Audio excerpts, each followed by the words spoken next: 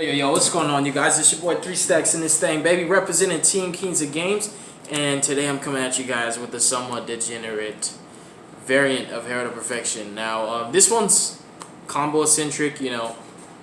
I like it, honestly. It's super crazy. It fits my playstyle so well. Like, go hard or go home sometimes. Like, that's just me in certain instances. I really like this deck. Obviously, Herald of Perfection is just an amazing deck. Essentially, it's the embodiment of control. It doesn't really let your opponent play. Pretty unfair, but because it's not popular, people don't really complain or cry about it being banned. But if this card's popular, obviously people will be crying like a baby saying, please ban it, please ban it.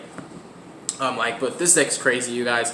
The list I'm showcasing you guys is the variant that does utilize Needle Fiber and DESKBOT cards to generate a surplus of advantage off of one card.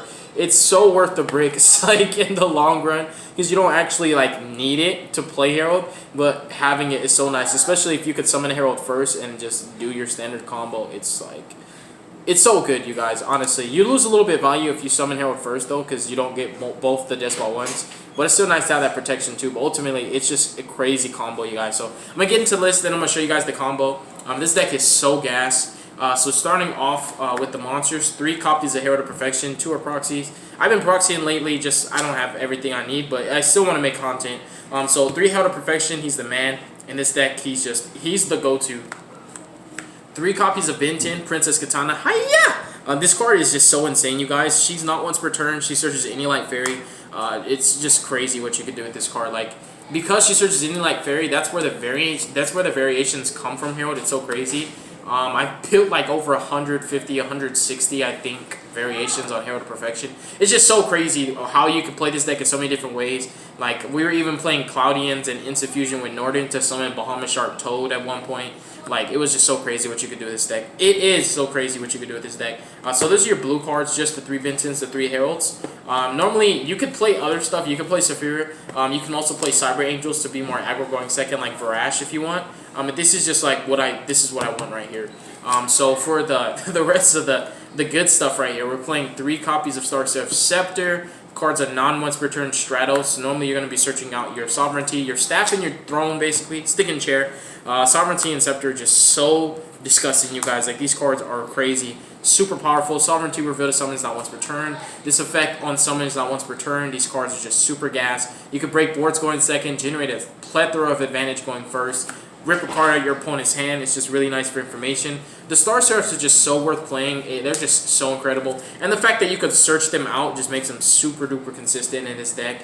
Opening just one of these 6 plus anything that summons Herald. Tribute your Princess Katana. Hiya! Search the missing piece and you could just go off. That also helps you to break boards going second. So they're well worth it. They're just super duper powerful. This deck is gas, like I'm saying. It really is gas. 1 copy of Christia. Christia is just so insane, you guys. Herald is nice, but locking your opponent from special summoning and telling them they can't activate card effects, you basically have to have Dark Ruler no more at that point.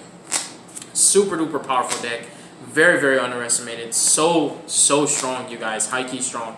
Continuing, so these cards are starters. Geldogra is not as powerful as DESKBOT number 3, but at the same time, Geldogra is dang near full combo itself. If you open it with pre-prep, that's full combo to get Herald and Christia. Herald and Christia is just really what you're trying to end on. You're trying to tell your opponent, you have to have Dark Ruler no more to play. Like, you kind of have to. Like, the realistic scenario is Dark Ruler. People even main deck it, you know? So it's like, even if people are main decking it, it's like you just have to open it every single time to be able to play Yu-Gi-Oh! You know? It's just so strong. Geldogra is incredible, you guys. The card is just so powerful. Even going second, the card can easily bait multiple Appaloosa negates. The card can easily pop 2 back rows. The card just kills monsters. It's just so good. Well, it can kill monsters because of the Elder Entity that you could dump off of it. So 3 Elves. And then next up, we're playing 3 DESKBOT 3s. Oh, goodness gracious.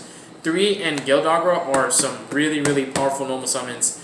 They're not fairies, but goodness gracious, they get you your fairies all right. And then we play 2 1s and 1 Cold Wing. I don't have Cold Wing, so that's another proxy of the deck.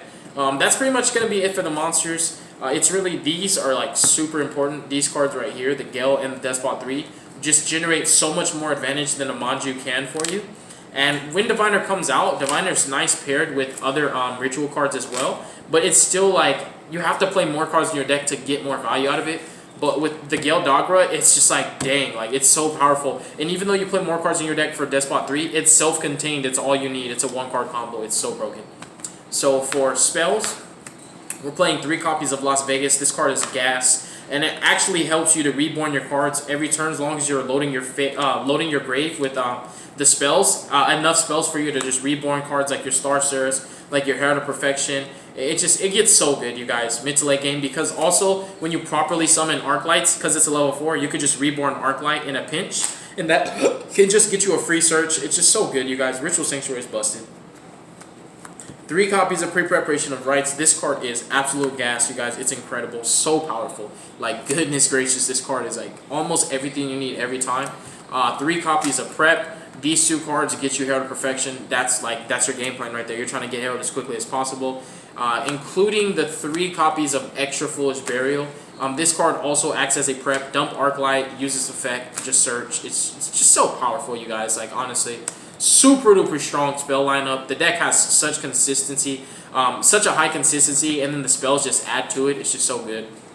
3 copies of Pot of Desires. Pot of Desires is just, you guys, this card is just, it's insane in this deck. Like, goodness gracious, especially when you already just go full combo, summon Herald, then you just pop to dig for fairies. Like, and it can bait negates, it can bait Ash. It's too strong, you guys. Even if you banish the DESKBOTs, you could just go into Gale Dogra as your follow-up normal summon, or you could just summon Herald. You could just summon Herald and just do your regular play, try to get to Christia as quickly as possible. Herald plus the Stick Chair combo can still get you to Christia, because you could just use the Star Seraphs to get the fairies you need engraved. Super duper powerful, you guys. 3 copies of Celestial Observatory. This card is also a card that says draw 2. It's really easy to get the target you need for it. You just need a level 6. Draw 2 in this deck is just the way to go, you guys. You need to see your combo pieces as quickly as possible. 3 Called by the Graves. It can be a risk if your opponent's playing Ash. Now, Imperm's a different story, but with Ash, it can be risky committing to like a card like Despot 3, or even, you know, it's the same thing with like Observatory. If you're not playing the other cards like Incantations, if you're not playing like Eva and other things that could mitigate your hand, you know, to basically bring it back to a proportionate size for you to actually be able to negate enough. Call by the Grave just really helps you. In certain variants, you don't need it necessarily because you just have so much gas. Like, the deck is so consistent. You have so many Ashable and impermanable cards like that your opponent can like impermanent you, and that could be a waste. Then they can Ash up regular prep, and just like you could just play Desires. Like, it's so good. But Call by the Grave is just really good in this list. You just want to make sure that Despot 3 resolves.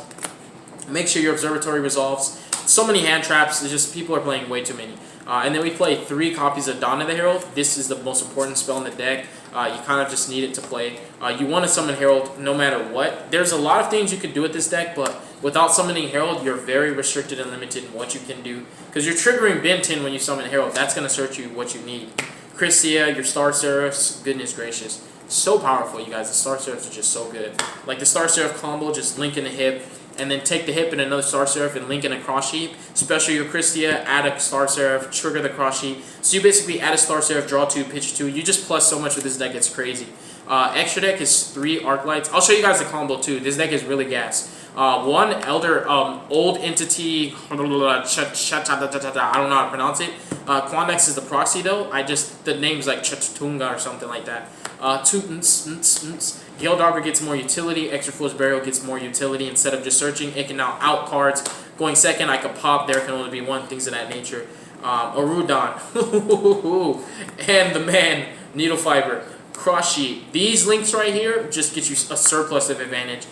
For your Star Seraph plays to get 4 fairies engraved, you just do your Star Seraphs, link 2 in the hip, link hip and another one into cross, special Christia to cross his zone, while Herald's pointing to it, you trigger its effect, draw 2, and you could even discard the fairy that you grab from your grave off of Christia if you want to just keep you know, some of the cards that you drew. But you draw 2, pitch 2, but basically it's like draw 2, discard 1, because Christia adds a card from grave to hand, so it's really like Dugaris' effect, draw 2, just pitch 1, it's so good. These links are just busted, you guys. 1 Almirage, just, you know, it helps you to play around strike and things of that nature. More importantly, Gale and Despot 3 can just be converted into that in case anything happens to them, so you can protect your life points. Just tribute that, use effect, protect Herald. The Macmex for your Star Seraph plays, once for going first, once for going second. And then Dugaris and Emerald for the combo, because the combo is so nice, you guys. Combo is so nice, you guys. I'm going to show you the combo. Speaking of which, let's see here. I'm going to grab Despot 3. I'm going to grab Gale Dogger. I'll show you guys the Gale Dogger combo too, because Gale Dogger is really, really powerful, you guys. It's super strong in this deck.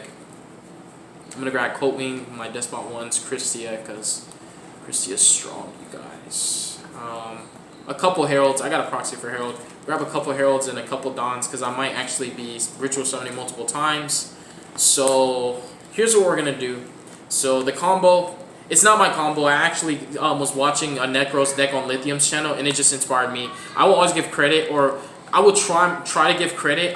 Sometimes I don't call names, but I will try to give credit where credit is due because this is absolutely not my combo. I didn't come up with this. Like some combos, I just get inspired from other people, you know, and I learn those combos and I show them on my channel, but I'll tell you that it's not my combo, you know. Lithium, I don't know where he got it, but if this is his combo, it's nice.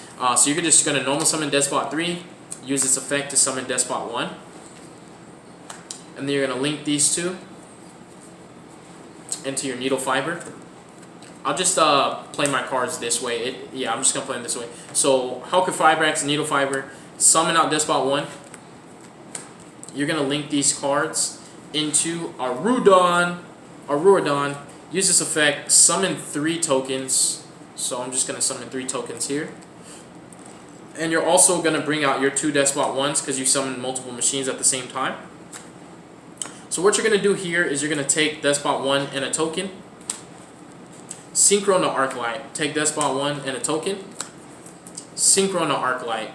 And what you're going to do here is you're going to overlay these two into Dugaris. Goodness gracious. If you reborn, it's just going to really hurt you in the long run. So you're just going to detach 2 to draw 1. It would be so nice if you could do this combo effectively by reborning an Arclight and just draw 2. And just trigger the search and then trigger Arclight again. But you're basically just going to do this. Detach these. You're going to draw 2 randoms. Normally it's gas because this deck just has so many consistency cards. So you're going to draw 2. You're going to discard 1. These are going to be able to trigger. You're going to grab a Don and a Benton. And you're going to discard a random card from your hand. So just discard, draw 2, discard. Not random, but you just draw 2 and discard. And the next thing that you're going to do is you're going to basically use the Arurodon to tribute these 2 monsters, the Dugaris and the token, to summon out the Cult Wing from your deck.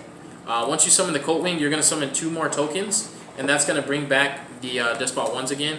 And basically, you're just going to use... It's just so good, you guys. Basically, you're going to use this and one of the tokens to summon another Arclight. This one of the tokens to summon the outer entity, Changa, or however you pronounce it. However you pronounce the card. And then at this point, what we're going to do here is we're going to overlay into Emerald. You're going to draw 1 because of the outer entity, so you're just going to draw a random card. You're at 4 cards, and then you're going to detach for Emerald. That's going to trigger Arclight. What I would do is put an Arclight back so that you can use cards like Extra Foolish Burial and things of that nature. Keep like 1 engrave, I guess, just to reborn. So you could just target 2 Arclights, and then you could probably put like, Dugaris back, or even Hopify back. It's totally up to you. Put whatever you want back, basically, and then draw another card. Trigger your Arclight, which is actually going to go ahead and search. So actually, matter of fact, if you want to just make this a Christia combo, you could just leave the Arclights there, and what you could do is just put the DESKBOT cards. Like you could put a 3, a 1, and the Needle Fiber back. So just put those random cards back. You drew, so you got 6 cards in hand now off of just the normal summon of DESKBOT 3. So you want just like plus 5, 6, 7, 8, plus 8. The next thing you're going to do, so yeah, to make it a Christia combo, make it a 1-card Herald Christia. Auto win unless you have like Spear Mode or basically like Dark Ruler. Like it's just so strong, you guys. Like I know there's outs, but it's just like, dang, this is so much for 1 card. Like Dawn, like I understand there's outs. This combo's not impregnable or impossible to stop. It's like, dang, dude, it's 1 card that does it. Like it's 1 card.